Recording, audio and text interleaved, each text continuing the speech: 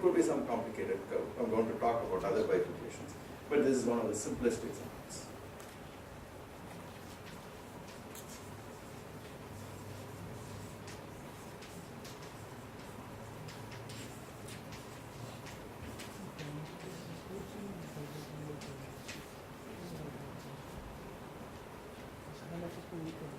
So typically when you have a higher order critical point or a degenerate critical point, this is what happens. Some kind of bifurcation is occurring across this value here. And you're all familiar with this in the context of second order phase transitions, where you have another kind of bifurcation called a pitchfork bifurcation, where you have one stable critical point coming along and it splits into two unstable critical points and one unstable, or vice versa. There's kind of pitchfork shape there, which we will talk about. But this is one of the simplest examples. You can write down lots of such flows, which are essentially nonlinear and which would have higher order critical points. And there are other methods of analyzing this. For instance, take this. X dot is x squared minus y squared. Y dot is 2xy. This is intrinsically nonlinear. There are no linear terms here at all.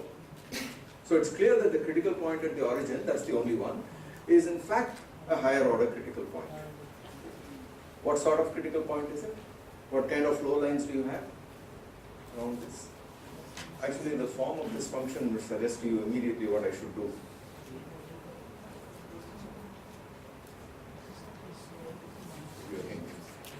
Put z as x plus iy.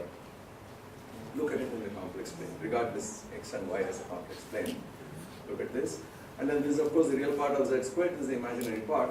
So this immediately implies that z dot is z squared.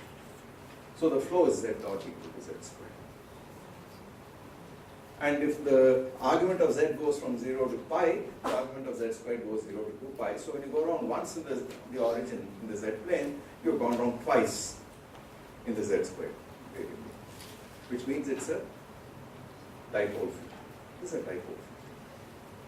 This flow lines move.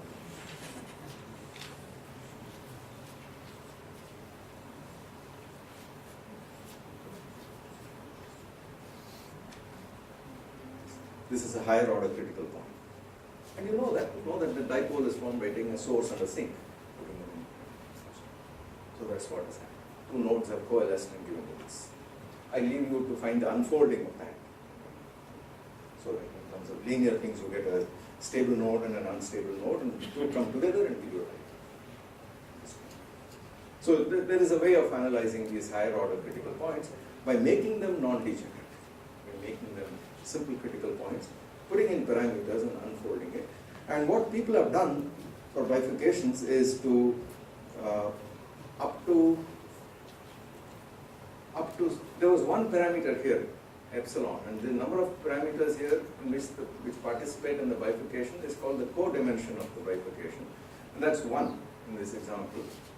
And people have analyzed all possible bifurcations, simple bifurcations of codimension up to 4, definitely, and there are results up to 7. Very rich parameter space, and we can analyze all possible bifurcations.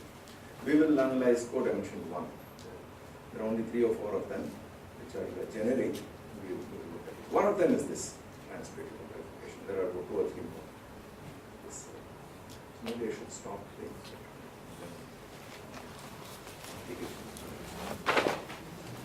There's one announcement. Few of you still have not submitted the TA form. So, you should submit it by 2:30 today, or will I assume that you are not? You don't want to take TA form.